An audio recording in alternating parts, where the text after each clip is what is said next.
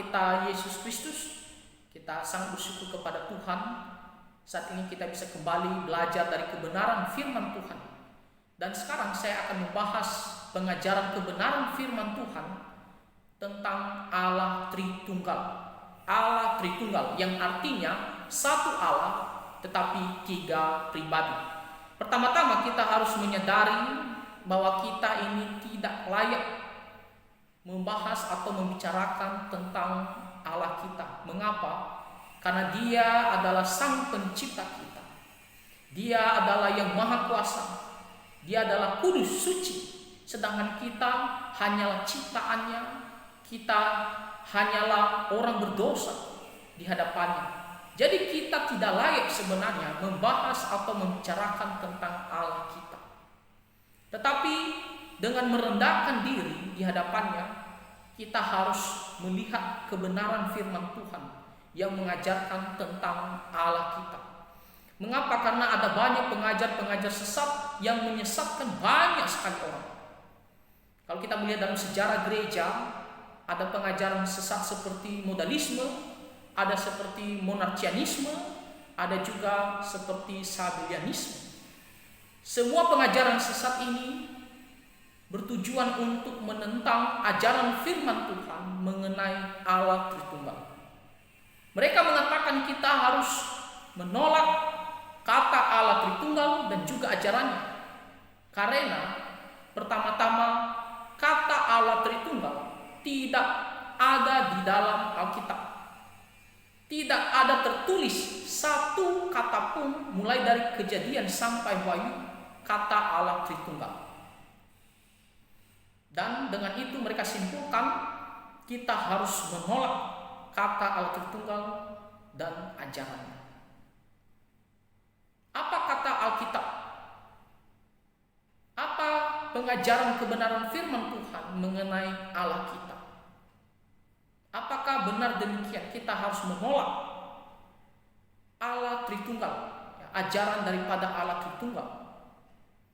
Memang di dalam Alkitab tidak ada tertulis kata Allah Tritunggal mulai dari Kejadian sampai Wahyu. Tetapi pengajarannya, konsepnya ada di dalam Alkitab. Ada banyak sekali ayat-ayat firman Tuhan yang mengajarkan tentang Allah Tritunggal. Dan dengan demikian kita harus menerimanya sebagai kebenaran firman Tuhan. Kata Allah Tritunggal pertama kali dikemukakan oleh Tertullianus yang hidup di abad kedua Masehi. Dan ketika Tertullianus mengemukakan kata Allah Tritunggal, bukan pertama-tama dia memikirkan atau dia mengkaji, lalu dia menemukan kata Allah Tritunggal. Setelah itu baru dia melihat di dalam Alkitab yang mendukung konsepnya tentang Allah Tritunggal. Tidak seperti demikian. Tetapi apa yang dilakukan oleh Tertullianus terlebih dahulu adalah dia melihat ajaran firman Tuhan, ajaran kebenaran firman Tuhan mengenai Allah kita. Dan setelah dia melihat semuanya itu, maka barulah dia memberikan satu kata untuk menggambarkan tentang pengajaran kebenaran firman Tuhan mengenai Allah kita, yaitu kata Allah Tritunggal. Satu Allah tetapi tiga pribadi. Nah, kata Allah Tritunggal ini diberikan bertujuan untuk menolong kita semua orang Kristen untuk memahami dengan benar tentang Allah kita sesuai dengan pengajaran kebenaran firman Tuhan. Dan supaya kita selalu mengingatnya, supaya ketika ada pengajar-pengajar sesat, kita langsung menolaknya karena kita sudah tahu apa kata firman Tuhan. Jadi kata Allah Tritunggal menggambarkan tentang pengajaran kebenaran firman Tuhan mengenai Allah kita. Dan dengan demikian, karena ada diajarkan di dalam kebenaran firman Tuhan, maka kita menerimanya, kita mempercayainya. Mari kita melihat Alkitab sebagai kebenaran untuk melihat apa kata Alkitab tentang Allah kita. Dan mengapa kita harus menerima ajaran Allah Tritunggal sebagai kebenaran. Nah, pertama-tama kita harus memahami kebenaran firman Tuhan yang mengajarkan bahwa Allah kita hanya satu, yaitu Allah yang Esa. Allah kita bukan disebut triteisme. Kita tidak pernah percaya bahwa kita memiliki banyak Allah. Kita percaya sesuai dengan ajaran kebenaran firman Tuhan, mengajarkan bahwa Allah kita adalah Allah yang Esa. Hanya ada satu Allah. Tidak ada dua Allah, tidak ada tiga Allah, tidak ada banyak Allah. Tetapi hanya satu Allah. Allah yang Esa. Itu yang pertama-tama yang harus kita pahami. Kita harus mengerti dengan benar bahwa Allah kita hanya satu, Allah yang Esa. Nah, kalau kita melihat dari ayat firman Tuhan, Ulangan pasal 6 ayat 4. Ulangan pasal 6 ayat 4. Dikatakan di sini, dengarlah hai orang Israel, Tuhan itu Allah kita, Tuhan itu Esa. Tuhan itu Esa. Sangat jelas firman Tuhan mengajarkan bahwa Allah kita itu hanya satu, yaitu Allah yang Esa. Bukan ada banyak Allah, tetapi hanya ada satu Allah, yaitu Allah yang Esa. Jadi jangan sampai ada orang yang mengatakan, oh Allahnya orang Kristen banyak, lebih daripada satu, atau dua, atau tiga, atau lebih daripada itu. Tidak. Kita hanya percaya hanya ada satu Allah, itu Allah yang Esa. Lalu kalau kita melihat lagi di 1 Timotius pasal pertama, 1 Timotius pasal pertama ayatnya yang ke-17, ya, 1 Timotius pasal pertama ayat 17 dikatakan, hormat dan kemuliaan sampai selama-lamanya bagi Raja segala zaman, Allah yang kekal, yang tak nampak, yang Esa. Amin. Sangat jelas di sini dikatakan bahwa Allah kita adalah Allah yang Esa. Lalu kalau kita melihat lagi di kitab 1 Timotius, ya, masih kitab yang sama, pasal 2, ya, pasal 2 ayatnya yang kelima. 1 Timotius pasal 2 ayatnya yang kelima dikatakan di sini, karena Allah itu Esa, ya, Allah itu Esa. Hanya ada satu Allah, itu yang kita percayai sesuai dengan kebenaran firman Tuhan. Kita tidak pernah percaya tentang banyak Allah, tetapi hanya ada satu Allah. Lalu selanjutnya kita melihat lagi bukti dari ayat firman Tuhan dari 1 Korintus pasal 8. 1 Korintus pasal 8 ayat 4. Dikatakan tentang hal makan daging, persembahan berhala kita tahu, tidak ada berhala di dunia, dan tidak ada Allah lain daripada Allah yang Esa. Di sini Rasul Paulus menegaskan bahwa tidak ada Allah lain. Kita tidak pernah percaya bahwa ada banyak Allah, karena dialah hanya satu-satunya Allah. Dia dinamakan Allah yang Esa. Nah, ini yang pertama-tama yang harus kita pegang, yang harus kita percayai, bahwa sebagai orang Kristen kita tidak pernah percaya yang namanya banyak Allah, tapi kita hanya percaya hanya ada satu Allah, yaitu Allah yang Esa. Nah, setelah kita memahami, kita mengetahui dengan benar bahwa hanya ada satu Allah, yaitu Allah yang Esa, Nah, sekarang kita mau melihat apakah ketika dikatakan Allah itu hanya satu atau Allah yang esa, itu berarti pribadi Allah tersebut hanya satu juga. Apakah ketika dikatakan Allah yang esa atau hanya satu Allah, maka itu berarti pribadinya juga hanya ada satu atau lebih daripada satu? Apa kata firman Tuhan? Nah, kalau kita melihat dari kebenaran firman Tuhan, ternyata hanya ada satu Allah, Allah yang esa, namun pribadinya plural, lebih daripada satu.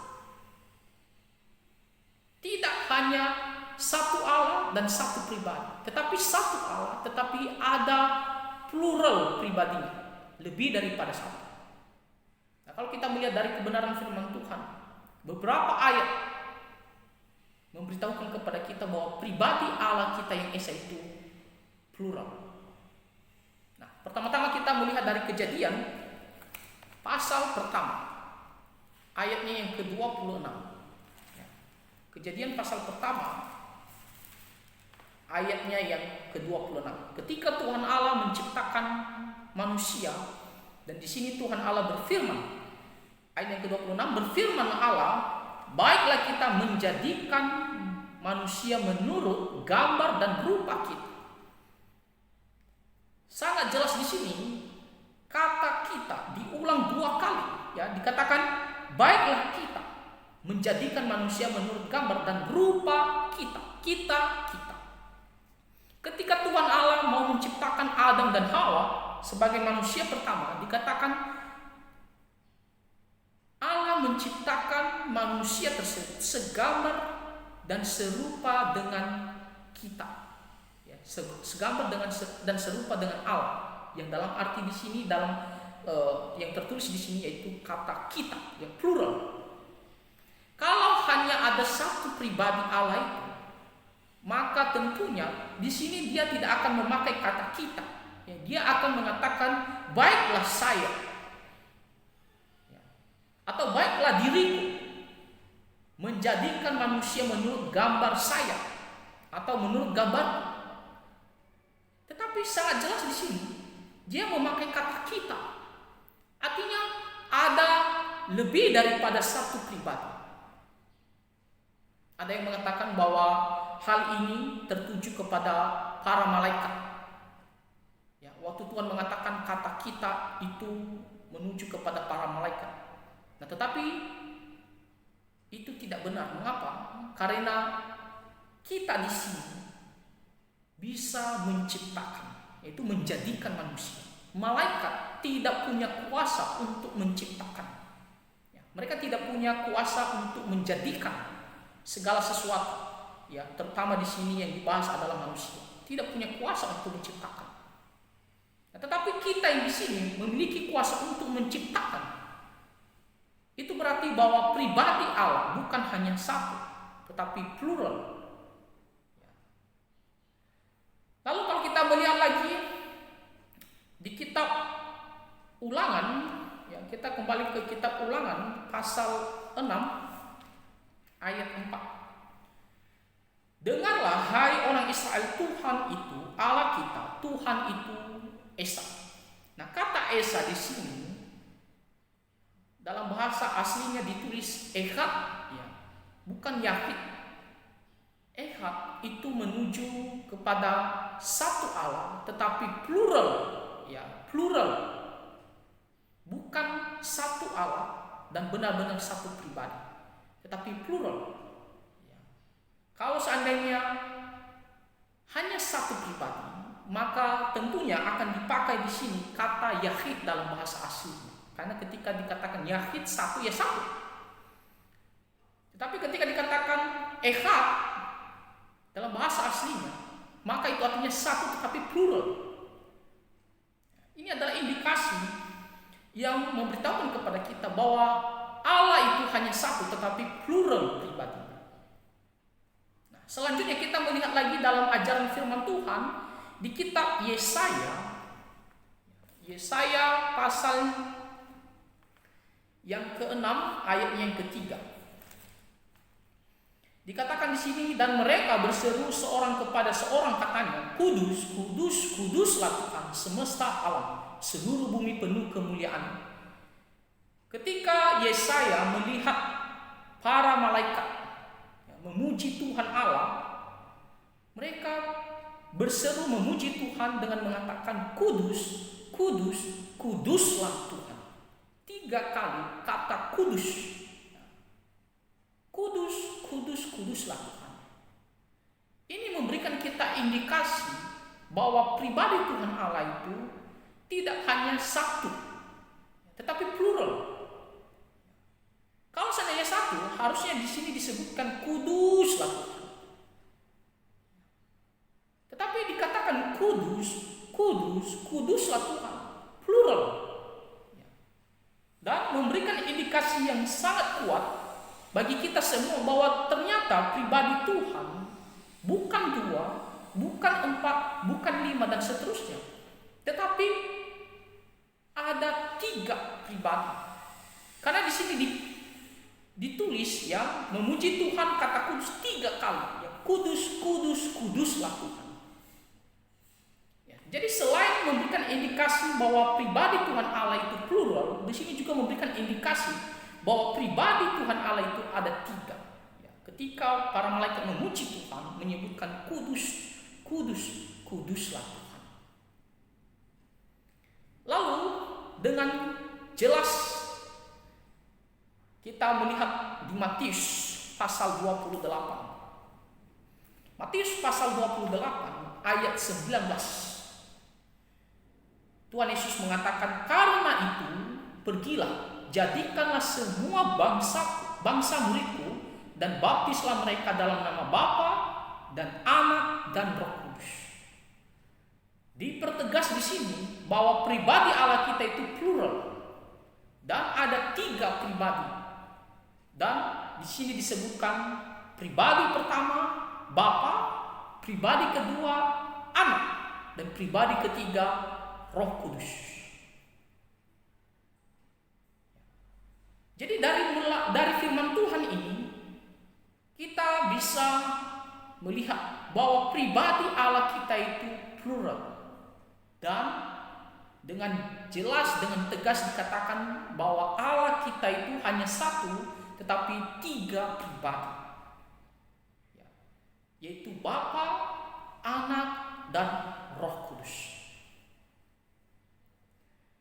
Nah, jadi kita sudah melihat pertama bahwa Allah kita hanya satu, yaitu Esa. Tidak banyak Allah. Kita percaya sesuai dengan kebenaran firman Tuhan yang mengajarkan kita bahwa hanya ada satu Allah, itu Allah yang Esa. Yang kedua, kita melihat ternyata ketika dikatakan satu Allah atau Allah yang Esa, namun ada 3 pribadi, ya plural tetap, dan 3 pribadi, ya plural pribadinya, dan sangat jelas 3 pribadi, yaitu Bapa, Anak, dan Roh Kudus. Saya harap sejauh ini kita bisa mengerti bahwa Allah kita Allah yang Esa, hanya ada satu Allah, namun plural pribadinya. Dan di sini dikatakan ada 3 pribadi, yaitu Bapa, Anak, dan Roh Kudus. Selanjutnya kita mau melihat apakah masing-masing dari setiap pribadi itu adalah Allah 100%. Pertama kita mau melihat pribadi Allah Bapa, pribadi pertama dari Allah Tritunggal, dari satu Allah dan 3 pribadi. Pribadi pertama yaitu Allah Bapa. Nah, saya rasa pribadi Bapa sebagai Allah kita tidak usah ragukan lagi. Ya, kita percaya semua bahwa Dia adalah Allah. Ya, banyak sekali ayat firman Tuhan yang mulai dari Perjanjian Lama dan Perjanjian Baru. Kita melihat bagaimana bahwa pribadi Bapa itu adalah Allah. Ya, kita tidak usah ragukan keilahiannya lagi. Tetapi kita melihat satu ayat saja, ya, yang terdapat di 1 Tesalonika pasal 3. 1 Tesalonika pasal 3 ayat 11. Ya. 1 Tesalonika pasal 3 ayat 11.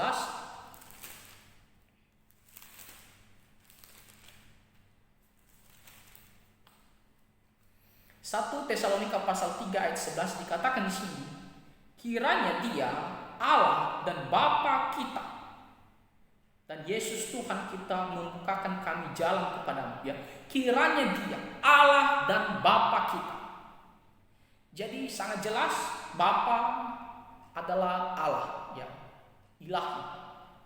Di sini Rasul Paulus, ya, dia menaikkan doa kepada Allah, ya, supaya diberikan jalan untuk bisa bertemu dengan jemaat Tesalonika. Dan dia juga berdoa supaya Tuhan kiranya memberikan mereka, ya, pertumbuhan rohani, ya, mereka bisa mendapatkan sukacita, dan mereka bisa tetap hidup berjalan sesuai dengan kehendak Tuhan. Nah, tetapi di sini sangat jelas di sini dikatakan bahwa Bapa itu adalah pribadi Allah. Maksudnya Dia adalah Maha Kuasa, Dia adalah ilahi, ya. Nah, sangat jelas dan kita tidak usah ragukan lagi keilahian daripada pribadi Bapa. Nah, sekarang kita mau melihat pribadi yang kedua, yaitu Anak, yaitu Tuhan Yesus Kristus. Apakah Dia adalah Allah juga 100%? Apakah Dia adalah ilahi? Nah, kalau kita melihat di kitab Yohanes pasal pertama, ayat pertama, di sini dikatakan pada mulanya adalah firman. Firman itu bersama-sama dengan Allah dan firman itu adalah Allah. Nah, melalui ayat firman Tuhan ini dipertegas bahwa Tuhan Yesus adalah Allah 100%. Dia adalah ilahi. Dikatakan di sini pada mulanya adalah firman. Dia adalah perkataan daripada Tuhan Allah Bapa. Ya. Segala kehendak, segala perkataan ada pada diri Anak. Ya, makanya dikatakan Dia adalah firman. Ya, ada pada diri Tuhan Yesus. Dan dikatakan di sini firman itu atau Tuhan Yesus itu adalah Allah. Sangat jelas di sini dikatakan Dia adalah Allah. Dia bukanlah manusia biasa. Dia bukanlah setengah manusia dan setengah Allah, ya, ataupun Dia pada mulanya adalah manusia lalu diberikan Dia, ya, kuasa seperti Allah. Tidak, Dia benar-benar adalah Allah dan Dia sudah ada sejak dari kekekalan. Ya, Dia adalah Allah yang kekal. Nah, ayat yang lain kita melihat di kitab Roma pasal 9 ayat 5.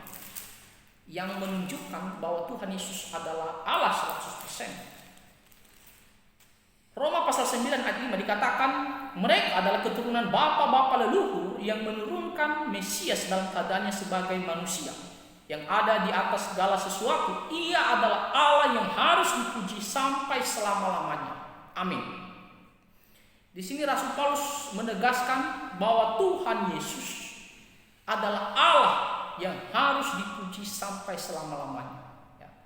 Tuhan Yesus adalah Mesias. Kita melihat di Yohanes pasal 4, ya, bagaimana Tuhan Yesus mengakui, ya, di hadapan seorang perempuan Samaria bahwa Dia adalah Mesias itu.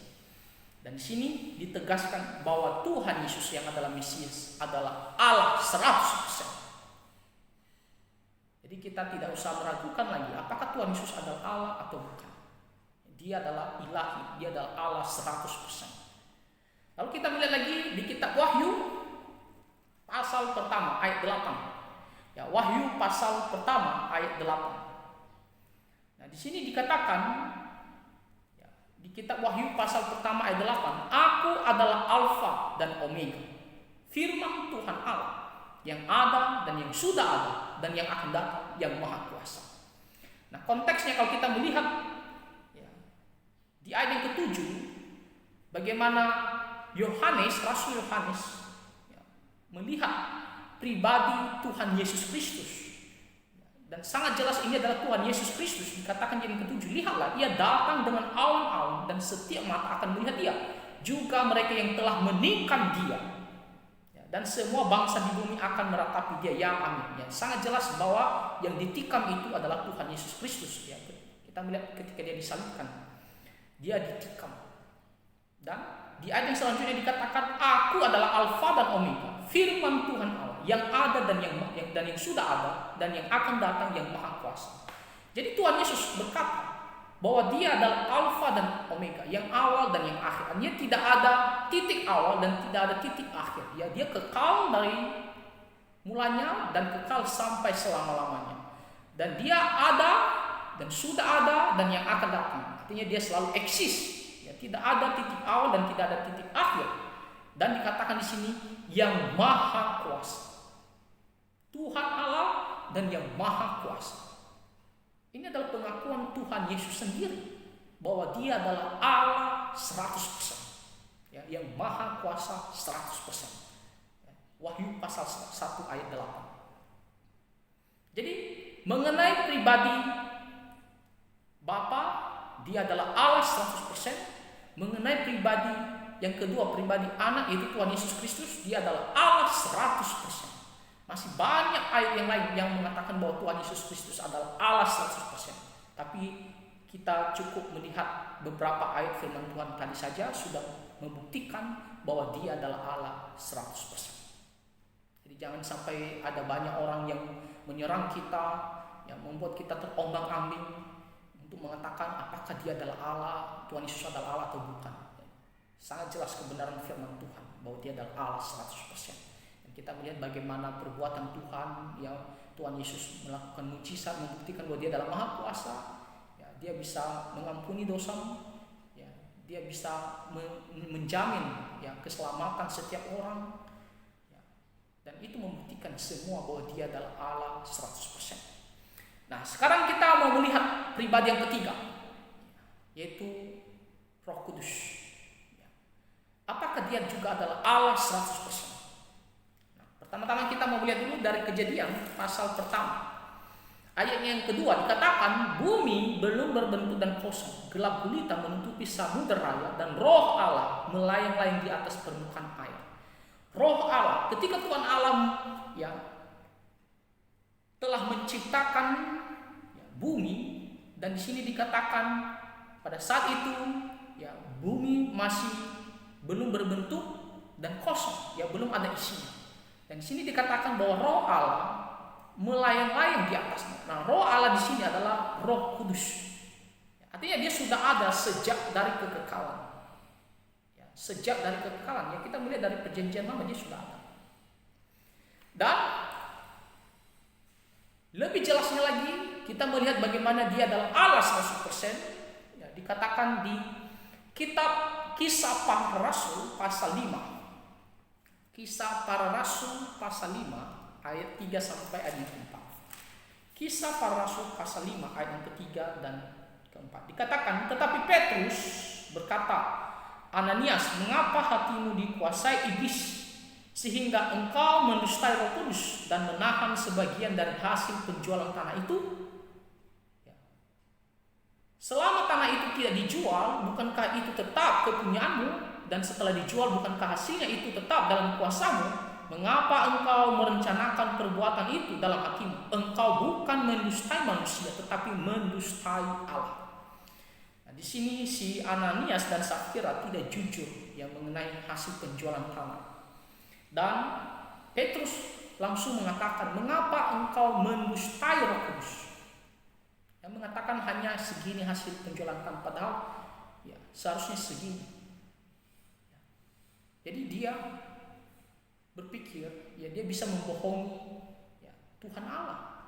Dan secara khususnya di sini dikatakan dia mendustai Roh Kudus. Dan ketika dia mendustai Roh Kudus, ya di sini dikatakan dengan jelas, dengan tegas bahwa dia sebenarnya telah mendustai Allah. Artinya Roh Kudus itu adalah Allah.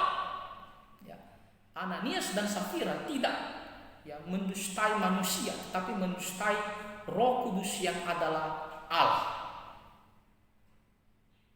Dari ayat firman Tuhan ini sangat jelas bahwa Roh Kudus adalah Allah 100%. Ya, Allah 100%. Nah, jadi kita sudah melihat pribadi pertama Bapa adalah 100% adalah Allah. Pribadi kedua Anak yaitu Tuhan Yesus Kristus adalah 100% adalah Allah. Dan pribadi ketiga yaitu Roh Kudus 100% adalah Allah. Nah, sekarang kita mau melihat ya bahwa Ketiga pribadi ini bukanlah ya berarti bahwa hanya ada satu pribadi lalu dalam tiga manifestasi atau tiga perwujudan. Karena ada kelompok tertentu atau pengajar tertentu yang mengatakan bahwa sebenarnya Allah itu hanya satu dan satu pribadi, namun dia dalam bentuk tiga manifestasi atau tiga perwujudan. Dia berubah-ubah bentuknya. Jadi mereka mengatakan, ya sebenarnya dia hanya satu pribadi. Ketika dia ada di surga, dia disebut sebagai Bapa.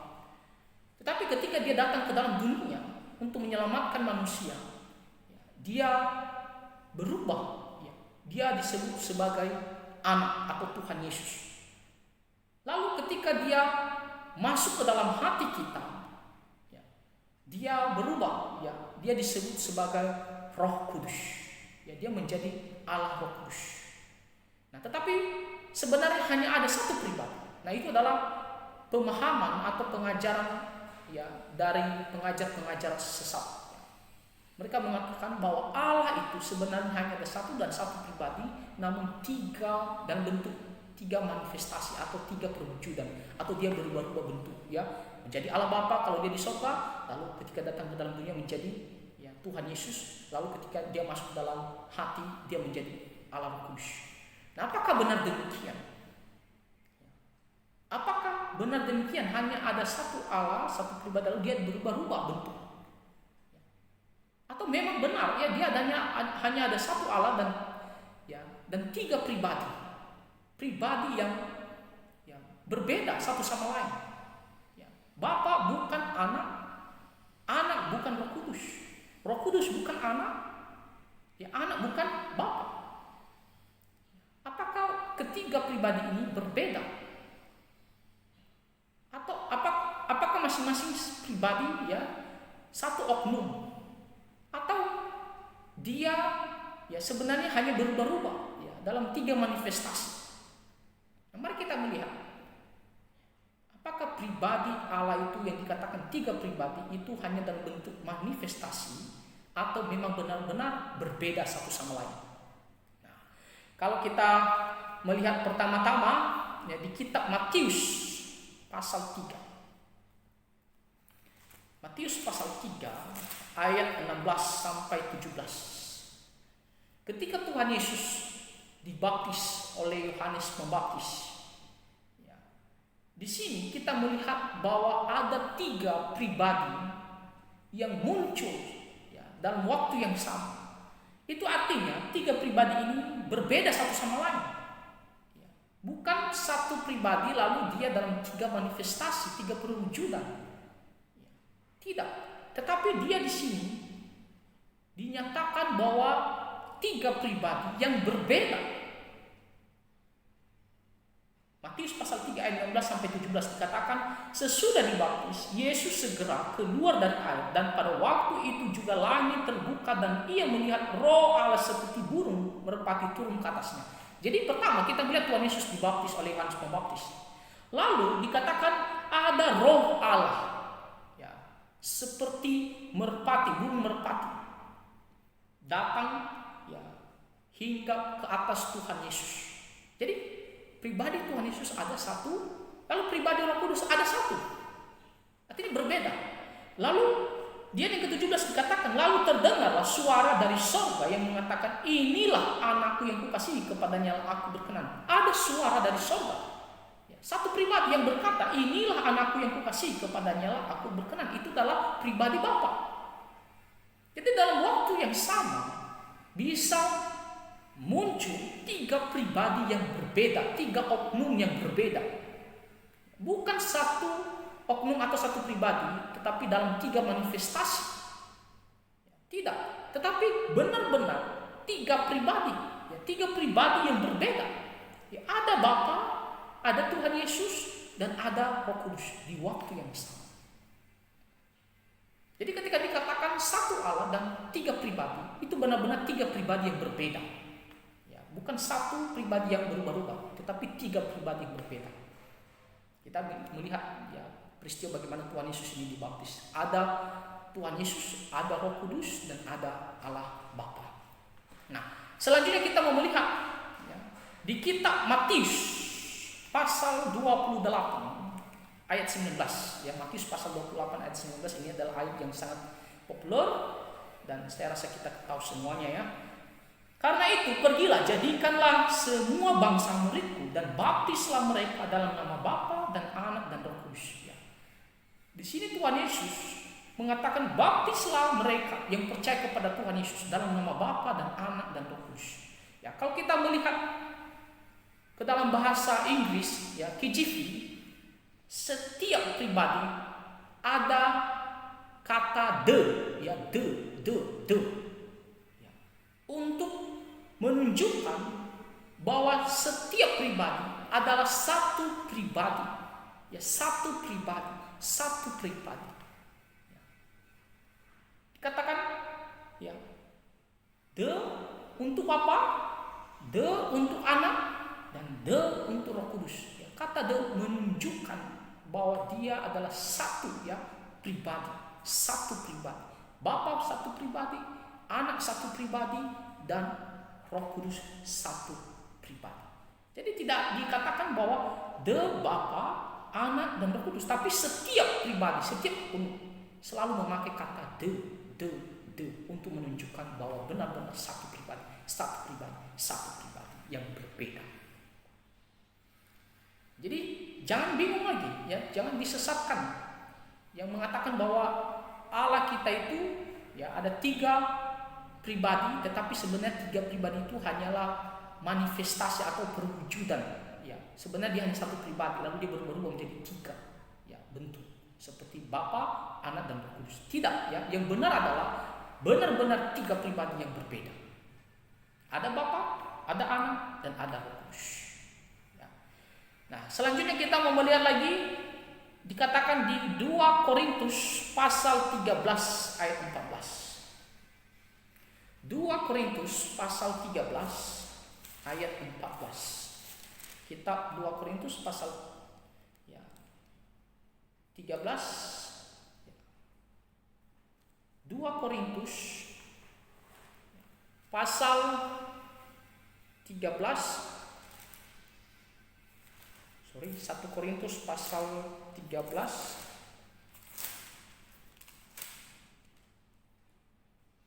2 Korintus pasal 13 ayat 14. Di sini dikatakan 2 Korintus pasal 13 ayat 13 ya, bukan ayat 14. 2 Korintus pasal 13 dan ayatnya yang ke-13. Kasih karunia Tuhan Yesus Kristus dan kasih Allah dan persekutuan Roh Kudus menyertai kamu sekalian. Nah, ketika Rasul Paulus ya memohonkan berkat kepada jemaat Korintus dan dia mengatasnamakan, di sini dikatakan Tuhan Yesus Kristus, ya, lalu Allah yaitu Bapa dan Roh Kudus. Ya, diuraikan satu-satu, ya, Tuhan Yesus, Allah Bapa dan Roh Kudus. Ya, di sini dibedakan satu sama lain. Itu berarti bahwa Bapa bukan Anak, Anak bukan Roh Kudus. Ya. Roh Kudus bukan Anak, Anak bukan Bapa. Ya. Jadi bukan Bapa adalah Anak atau Bapa adalah Roh Kudus, bukan. Ya. Bapa adalah Bapa. Begitu juga Anak bukan Bapa, Anak bukan Roh Kudus. Anak adalah Anak, Tuhan Yesus. Ya, satu pribadi. Demikian juga Roh Kudus bukan Anak, Roh Kudus bukan Bapa. Tetapi Roh Kudus adalah satu pribadi, ya, Roh Kudus, Roh Kudus. Ya. Ada 3 pribadi yang berbeda. Nah, jadi sejauh ini kita bisa mengerti dengan jelas bahwa Allah kita itu Allah yang esa, satu Allah saja. Tetapi ada plural pribadinya, yaitu ada 3 pribadi. Dan 3 pribadi ini adalah 3 pribadi yang berbeda. Ya. Satu pribadi Bapa, satu pribadi Anak, dan satu pribadi Roh Kudus. Dan ketiga pribadi ini ya masing-masing adalah Allah 100%. Allah 100%. Allah 100%. Meskipun mereka tiga pribadi yang berbeda, tetapi kita melihat firman Tuhan mengatakan bahwa ketiga pribadi ini adalah satu. Bukan karena mereka tiga pribadi, itu berarti tiga pribadi yang berbeda, maka itu berarti mereka bisa dipisahkan. Lalu disebutkan sebagai tiga Allah. Tidak. Tetapi satu kesatuan, sehingga dikatakan satu Allah. Mereka tidak bisa dipisahkan. Kita akan melihat bagaimana Allah kita hanya ada satu, tapi tiga pribadi yang berbeda. Bisa dibedakan, namun tidak bisa dipisahkan. Mereka adalah satu kesatuan. Pertama-tama kita melihat di kitab Matius pasal 28 ayat 19. Kita kembali lagi ke Matius pasal 28 ayat 19. Dikatakan, karena itu pergilah, jadikanlah semua bangsa muridku dan baptislah mereka dalam nama Bapa, Anak dan Roh Kudus. Dalam nama, kalau kita melihat dalam bahasa Inggrisnya, kalau bahasa Inggris harusnya ketika plural itu dipakai kata names, ditambahkan s, itu menunjukkan bahwa yang dia bicarakan selanjutnya adalah plural. Tetapi di sini dalam bahasa Inggrisnya KJV ditulis kata name saja, bukan names, bukan menunjukkan plural, tapi tunggal, satu, yaitu name. Untuk mengatakan Bapa, Anak dan Kudus, dia dikatakan di sini name, satu, bukan menunjukkan plural. Nah, itu menunjukkan bahwa meskipun mereka tiga pribadi yang berbeda, namun tidak bisa dipisahkan, mereka satu kesatuan. Mereka hanya ada satu Allah, kita sebutkan mereka Allah itu hanya ada satu. Meskipun tiga pribadi, tapi hanya ada satu Allah. Nah, selanjutnya kita melihat lagi di kitab Yohanes pasal 17 ayat 11. Yohanes pasal 17 ayat 11 dan 21. Ini adalah perkataan Tuhan Yesus. Dikatakan, dan aku tidak ada lagi di dalam dunia, tetapi mereka masih ada dalam dunia. Dan aku datang kepadamu, ya Bapa yang kudus, peliharalah mereka dalam namamu, yaitu namamu yang telah engkau berikan kepadaku, supaya mereka menjadi satu sama seperti kita. Jadi Tuhan Yesus berdoa kepada Bapa supaya mereka menjadi satu, umat Tuhan yang percaya kepada Tuhan Yesus.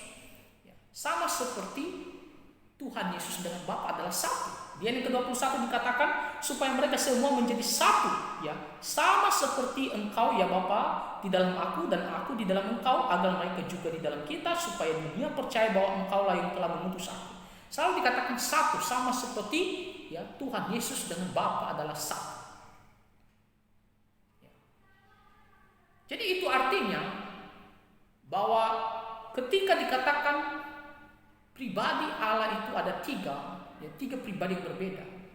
Meskipun mereka berbeda, tetapi tidak bisa dipisahkan. Mereka satu kesatuan. Itulah kenapa dikatakan hanya ada satu Allah. Mereka satu kesatuan. Tidak pernah bertambah, tidak pernah berlawanan kehendak, tidak pernah berkurang jumlahnya. Mereka sama-sama ilahi 100%. Mereka selalu bersama-sama sejak dari kekekalan sampai kekekalan. Jadi satu kesatuan. Lalu kita melihat lagi di kitab 1 Yohanes, surat Yohanes, 1 Yohanes pasal 5 ayat yang ke-7. 1 Yohanes pasal ke-5 ayat yang ke-7 dikatakan, sebab ada tiga yang memberi kesaksian di dalam surga, Bapa, Firman, dan Roh Kudus, dan ketiganya adalah satu. Di sini sangat jelas dikatakan Bapa, Firman yaitu Tuhan Yesus, dan Roh Kudus, Ada tiga pribadi yang berbeda. Namun Bukan berarti tiga Allah atau bisa dipisahkan, tetapi hanya ada satu. Yang dikatakan ketiganya adalah satu kesatuan.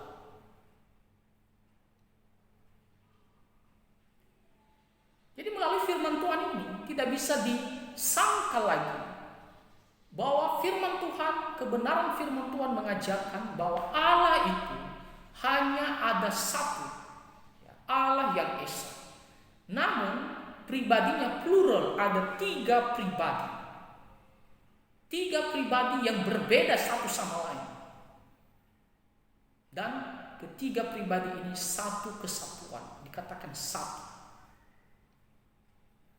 Jadi kalau ada yang mengajarkan bahwa Allah kita itu ada banyak, mengatakan bahwa triteisme itu adalah salah. Kita hanya percaya hanya ada satu Allah, Allah yang esa. Lalu kalau ada juga yang mengatakan bahwa Allah kita itu hanya satu, dan satu pribadi hanya dalam tiga manifestasi atau tiga perwujudan. Artinya satu pribadi lagi berubah menjadi Bapa, lalu ada waktunya dia menjadi Anak, lalu ada waktunya dia menjadi Roh Kudus. Itu juga salah. Sangat jelas daripada firman Tuhan mengatakan bahwa tiga pribadi ini pribadi yang berbeda satu sama lain. Bapa, Anak, dan Roh Kudus. Bukan satu pribadi lalu dia berubah peranannya atau perwujudan. Tidak, tetapi benar-benar tiga pribadi yang berbeda. Bapa, Anak, dan Roh Kudus. Nah, jadi kalau kita melihat daripada konsep atau ajaran Allah Tritunggal dengan kesimpulan bahwa ajaran Allah Tritunggal itu adalah benar sesuai dengan ajaran kebenaran firman Tuhan. Allah Tritunggal, satu Allah tetapi ada tiga pribadi yang berbeda namun tidak bisa dipisahkan. Sesuai dengan ajaran firman Tuhan tadi juga yang kita dengarkan, kita pelajari bahwa hanya ada satu Allah, Allah yang esa, tetapi ada plural pribadinya, tiga pribadi. Tiga pribadi ini masing-masing berbeda. Bapa adalah Bapa, Anak adalah Anak, Roh Kudus adalah Roh Kudus. Satu kesatuan yang tidak bisa dipisahkan. Jadi pengajaran daripada Allah Tritunggal itu adalah benar. Ini adalah ajaran firman Tuhan. Memang katanya kata Allah Tritunggal tidak tertulis, tetapi ajarannya ada. Ajarannya ada. Itulah yang kita terima, ajarannya. Sama seperti kata sakramen perjamuan kudus. Tidak ada di dalam Alkitab kata itu, tetapi ajarannya ada.